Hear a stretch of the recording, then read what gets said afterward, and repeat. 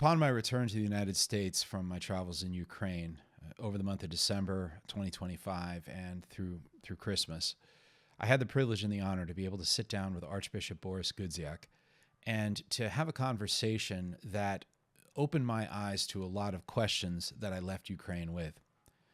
As a Catholic, I was able to witness the incredible impact that the faith has on the people there. I spent time not only with priests and seminarians, but I was also invited into monastic life. I was also embedded with chaplains there.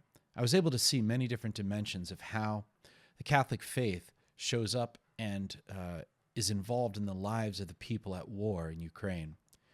Not only there to give them hope, but to also form courage and to also heal the immense grief. I really walked away with a deeper understanding of my own faith, but it did leave me with some questions. As an American, I wanted to come back and tell and share the stories that I had experienced over there, the formation of my own faith that I had experienced, to be able to tell the stories of the friends and even the new family that I had developed, the relationships of the Ukrainian people that had become so close to me. But it was very difficult. And being invited down by the Archbishop to be able to have lunch with him, to be invited into his home, and to sit down and have a conversation allowed me to really create a bridge to understand from an American Catholic perspective what I can do better to help the Ukrainian people, how I can understand the struggle that they've been facing, the history behind it, the cultural impact that's happening, and what I can do in the future to be present for them and to be able to also lend a helping hand. Well, February 2026 marks the 12th year of the war and the completion of the 4th year of the big invasion, so the beginning of the 5th year of this incredible devastation. And if you start from kind of issues affecting Catholics in Ukraine, it is important to just it is important to focus on the fact that every time in the last 250 years when there has been a Russian occupation of any Ukrainian territory where Ukrainian Catholics lived and worshiped, the Ukrainian Catholic Church is outlawed, just completely outlawed. And that has already happened in the eastern occupied territories. The Ukrainian Catholic Church as such does not function in Crimea. And Ukrainian Catholics know it's happened repeatedly in the past. It's happening before their eyes. And if there is a further Russian occupation, the Ukrainian Catholic Church, particularly its eastern Byzantine part, will be eliminated. But there is something that touches every Ukrainian, Catholic, Orthodox, Christian, Jew, Muslim. The Russian regime, what Putin has developed, harkens back very explicitly and intentionally to the Soviet period and to the Russian imperial period. Putin says we need to recover what we lost. And Ukraine doesn't exist as a separate history. It doesn't have a real language. It doesn't have an individual culture. These are Russians who don't know that they're Russians. And if they don't know, we're going to make them know. And so that has been done in a genocidal way in the past. In the 20th century, 15 million Ukrainians were killed or died some kind of unnatural death because of political circumstances. Most of that was through decisions taken in Moscow. And that explains why there is such great resistance. Ukrainians know what Russian occupation means. They also have had a good taste of democracy, of civil society, of freedom of the press, freedom of elections. I think Ukrainians have elected 7 presidents and often it's the opposition figure that comes in, so there's been changes. People have gotten used to their dignity, which is a civic and political dignity, as well as a cultural, spiritual, and human dignity. And they're not going to trade that for anything. I think for Americans, one good way to imagine this is for us to try to think, how would we react if we said, we're going to reinstitute slavery in Ukraine for somebody? Is it according to your skin color? Is it according to your religion? Is it based on your ethnic background? Ukrainians have been under the Russian yoke for centuries. They've lived freely, and they don't want to go back. Well, the big, massive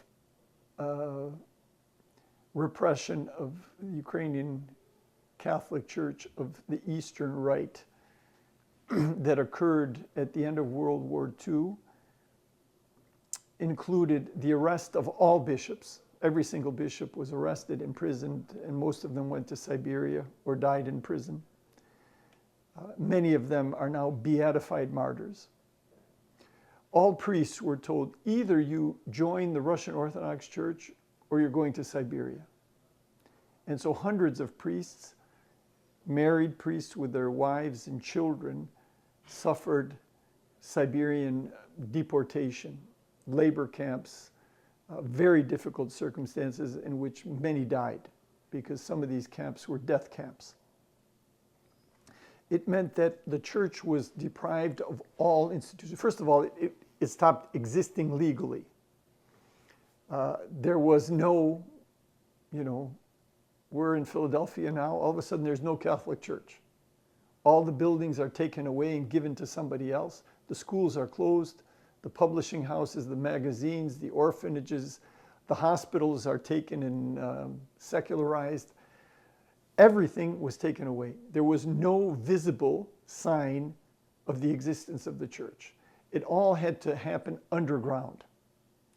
But since the regime was totalitarian, and since it fostered spying, sometimes a husband was forced to spy on his wife or vice versa, neighbors. In Ukrainian tradition, there's a great respect and joy for the feast of St. Nicholas, which is December 6th.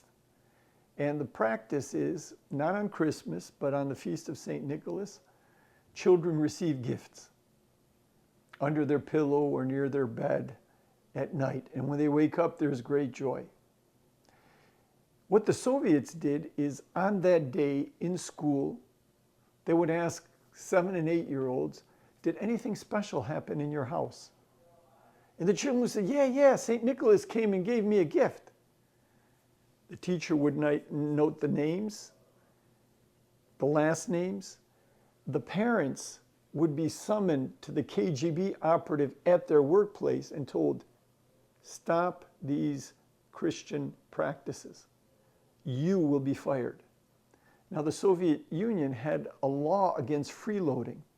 If you didn't have a job, you were a freeloader and you were a criminal. And so the threat of losing your job was a threat of imprisonment. So the threat of giving your children gifts in the name of St. Nicholas was actually a threat to throw you into prison. That created great terror, great fear. And since the system killed systematically, as I mentioned, millions of people were summarily executed, sent to labor camps or death camps. In 1932-33, there was the terror famine. All the grain harvest was taken by soldiers going house to house. And in the winter of 32 and spring of 33, at least 4 million people died on the most fertile land in the world. So if generation after generation, there is this systemic fear and in danger, you develop a defense mechanism. You put on a mask, put up a facade, build a wall, because the other is dangerous. Ukrainians remember what that was, and they don't want to go back. And they're seeing it, whether it was in Bucha or Irpin or Borodyanka or Izum, where there's mass graves were discovered. They're seeing that the Russians are doing what they did in the 20th century, in the 19th century, in the 18th century, with any form of Ukrainian self-identity. I used to think in the 1990s that information would be something people would be ashamed of if light is cast upon an evil deed.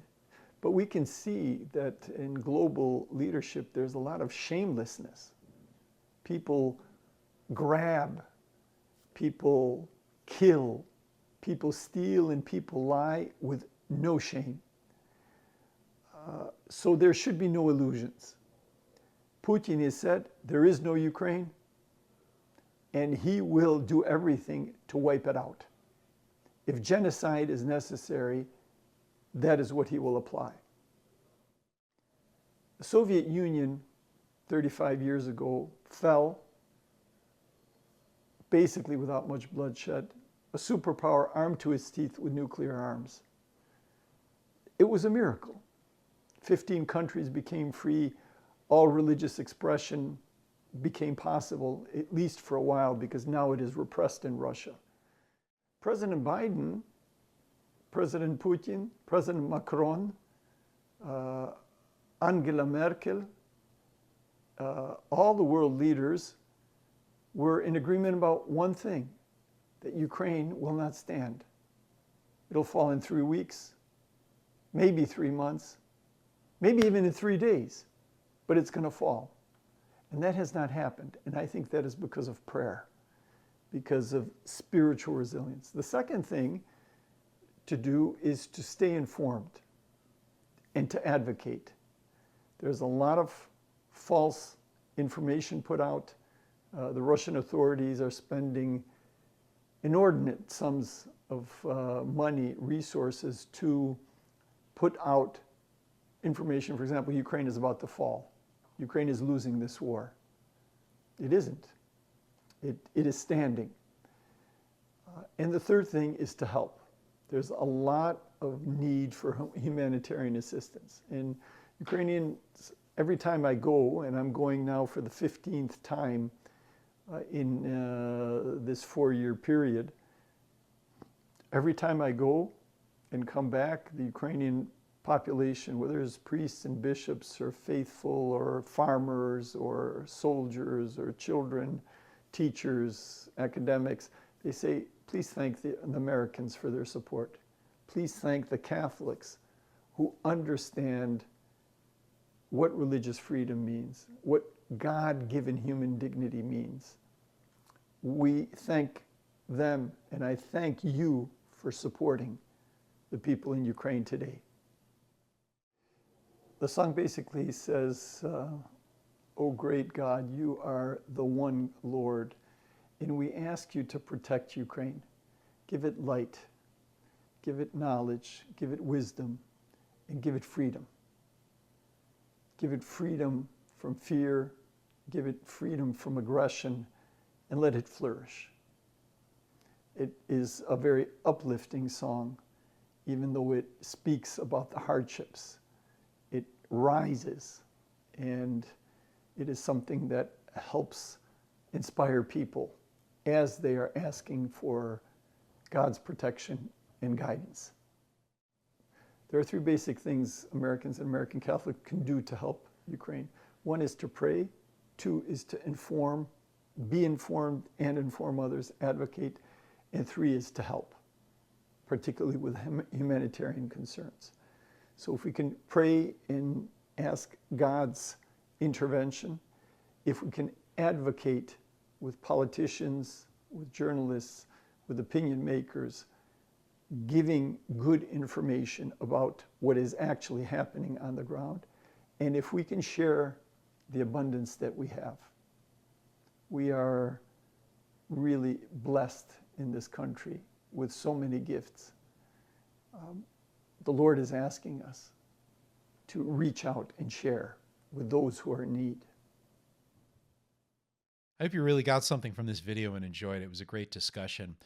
If you'd like to, please go ahead and join the playlist for the Ukrainian videos that I'm going to be rolling out probably over the course of the next month. And when I return there's a lot of information from some amazing people, and this will keep you up to date and informed as these videos roll out. Thank you very much. And please, if you haven't done so, subscribe to my channel.